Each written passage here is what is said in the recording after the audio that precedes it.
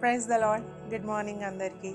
ప్రియ సహోదరి సహోదరుడా, మనమందరం కూడా ఈ లోకంలో మన బలము, మన సమయము, మనకున్న తలాంతులు, మనకున్న రిసోర్సెస్ అన్నీ కూడా దేనికి వాడుతూ ఉన్నామంటే ఈ లోక సంబంధమైన వాటికి, ఈ లోకంలో ధనాన్ని సంపాదించుకోవడానికి, ఈ లోకంలో బ్రతకడానికి, వాటి కోసము మన సమయం అంతా మనం ఉపయోగిస్తూ ఉన్నాము. మరి శాశ్వతమైన దేవుని రాజ్యంలో మనం ఉండాలంటే మన సమయాన్ని దేవుని కోసం వెచ్చించాలి, మన బలాన్ని దేవుని కోసం వెచ్చించాలి, మనకున్న రిసోర్సెస్ని, మనకున్న తలాంతులను దేవుని కోసం వాడాలి. బహుశా మన ధనం కావచ్చు, మనకున్న ఏవైనా కావచ్చు, అవి దేవుని పనులలో మనం ఉపయోగించాలి కదా. చాలాసార్లు మనం ఈ లోక సంబంధమైన వాటిని వాడుతూ ఉన్నాం, కానీ దేవుని రాజ్యంలో ప్రవేశించడానికి, చిరకాలము ఆయనతో మనం ఉండడానికి కొంతైనా మనం ప్రయాసపడతా ఉన్నామా? అపోస్తులైన పౌలు ఫిలిప్పీలకు రాసిన పత్రిక 3:14 ఈ విధంగా అంటూ ఉన్నాడు, క్రీస్తు యేసునందు దేవుని ఉన్నతమైన పిలుపునకు కలుగు బహుమానమును పొందవలెనని గురి యొద్దకే పరిగెత్తుచున్నాను. హల్లెలూయా. ఇక్కడ పౌలు అంటా ఉన్నాడు, నేను ప్రభువు పిలిచిన పిలుపుకు లోబడి ఆయన ఇచ్చే బహుమానం పొందడానికి గురి యొద్దకు పరిగెత్తుతా ఉన్నాను అనని.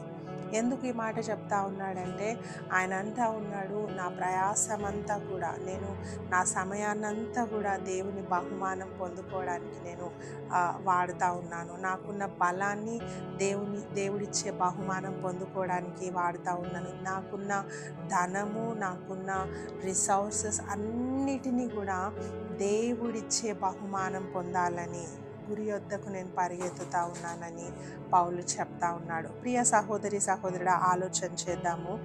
అపోస్తులైన పౌలు ఒకవేళ దేవుని పరిచర్య చేయకుండా మిగతా ఏదైనా జాబ్ చేస్తుంటే, లేకుంటే ఏవైనా పనులు ఆయన చేస్తుంటే, ఆయనకున్న సామర్థ్యం బట్టి, ఆయనకున్న తెలివితేటలను బట్టి ఎటువంటి జాబ్ ఆయన చేసినా కూడా ఆయన గొప్పగా డబ్బులు సంపాదించుకునేవాడు, చాలా రిచ్ పర్సన్గా ఆయన ఉండేవాడు. కానీ ఎందుకు పౌలు దేవుని పరిచర్యను ఎంచుకున్నాడు? ఎందుకంటే ఈ లోక సంబంధమైనవి ఒకరోజు లోకంలో విడిచిపెట్టాలి. అవి మట్టికి మట్టిగా, ధూళికి ధూళిగా ఒకరోజు మనం విడిచిపెట్టాలి. అండ్ అవి శాశ్వతమైనవి కావు, అవి లోకంలోనే మనం విడిచిపెట్టి వెళ్ళాలి. కానీ దేవుని పరిచర్య, దేవుని కోసం ఆయన చేసిన సేవ పౌలుకు తెలుసు, అది ఆయన నిత్య జీవంకి తీసుకొని వెళ్తుందని. పౌలుకు తెలుసు ఆయన కోసం దేవుడు బహుమానాన్ని దాచి ఉంచాడని. పౌలుకు తెలుసు ఆ బహుమానం శాశ్వతమైనదని. హల్లెలూయా. ఈరోజు శాశ్వతమైన బహుమానం కోసం మనం కూడా పరుగులు తీద్దాము. శాశ్వతమైన రాజ్యంలో ఉండడానికి మనం కూడా మన సమయాన్ని, మన బలాన్ని, మన రిసోర్సెస్ని, మన ధనాన్ని ఉపయోగిద్దాము.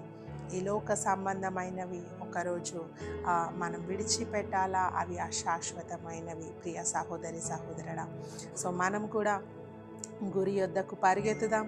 మనం కూడా క్రీస్తు మన కోసం దాచి ఉంచిన బహుమానం పొందడానికి మన సమయాన్ని ఉపయోగిద్దాము. దేవుడి వాక్యాన్ని దీవించుగాక. ప్రార్థన చేసుకుందాం. మహాపరిశుద్ధుడా, మహోన్నతుడానికి వందనాలయ్యా. నిజంగా తండ్రి, ఈ లోక సంబంధమైన వాటిని ప్రభా మరి పొందుకోవడానికి మేము పరుగులు తీస్తూ ఉన్నామేమో. మాకున్న సమయాన్ని, మాకున్న బలాన్ని, మాకున్న తండ్రి రిసోర్సెస్ అన్నిటినీ ప్రభా కేవలము ఈ లోకంలో సంపాదించడానికి మాత్రమే మేము వాడుకుంటా ఉన్నామేమో. కానీ ప్రభా, నీ వాక్యం చెప్తా ఉంది ప్రభా, శాశ్వతమైనది నీ రాజ్యము, శాశ్వతమైనది తండ్రి నీవిచ్చే బహుమానము, శాశ్వతమైనవి నీవిచ్చే ఆశీర్వాదాలు ప్రభా తండ్రి. గనుక వాటి కోసం మేము ప్రయాసపడుటకు సహాయం చేయండి. మాకున్న సమయాన్ని మీ కొరకు ఉపయోగించుకోవడానికి మాకు సహాయం చేయండి ప్రభా. అపోస్తులైన పౌలు వలె ప్రభా మేము కూడా ఈ లోక సంపాదన నిమిత్తము ప్రభా మరి మాకున్నవన్నీ ఖర్చు చేసుకోనకుండా ప్రభా కేవలము ప్రభా నీ యొక్క రాజ్యం మేము అడుగు పెట్టడానికి మాకున్నవన్నిటిని ఉపయోగించుకోవటానికి మాకు సహాయం చేయండి. అవి శాశ్వతమైనవని ప్రభా మీరు ఎల్లప్పుడూ మాకు రిమైండ్ చేయమని వేడుకుంటా ఉన్నాము తండ్రి. నిజంగా చాలాసార్లు అపవాది ప్రభా తండ్రి, ఒకవేళ ఈ టైంలో నువ్వు ఈ డబ్బులు నువ్వు సంపాదించకపోతే నీ జీవితమే వేస్ట్ అని చెప్తా ఉన్నాడేమో ప్రభా తండ్రి. వాటికి మేము చెవి ఒగ్గకుండా ప్రభా శాశ్వతమైన నీ రాజ్యాన్ని వెతుకుటకు మాకు సహాయం చేయమని కొద్ది విన్నపంలో యేసు నామములో అడిగి వేడుకుంటున్నాను తండ్రి. ఆమేన్.